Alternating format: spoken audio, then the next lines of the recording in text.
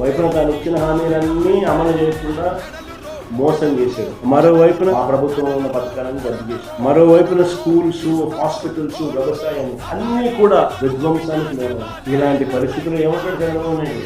ఈ రెండో బిడ్డ కానీ చైల్డ్ కానీ 2 కంటే అబౌవ్ ఎంతమంది వాళ్ళు ఇచ్చేస్తే డెలివరీ సమయంలోనే 25,000 రూపాయలు ఆ పేరెంట్స్కి డబ్బులు ఇస్తామని చెప్తున్నారు. ఈ జనత కనీసం 3-4 పిల్లలు ఉన్నారు. ఇలాంటి పరిస్థితుల్లో ఇవాళ చంద్రబాబు గారి పాలనలో పాలు తాగినా నీళ్లు తాగినా చనిపోతాం. స్కూళ్ళల్లో, హాస్టళ్లలో నాణ్యమైన భోజనం కూడా పెట్టలేకపోతాం. గోరుముద్ద గాలికి పరిశుభ్రమైన తాగునీరు, కలుషిత ఆహారం వల్ల పిల్లలు చనిపోతా ఉన్న పరిస్థితులు చూస్తా ఉన్నాం. నాడు నేడు గాలికి ఎగిరిపోయింది. ప్రభుత్వ హాస్పిటల్స్ లో కూడా ఇవే పరిస్థితి. నాడు నేడు ఆగిపోయాయి.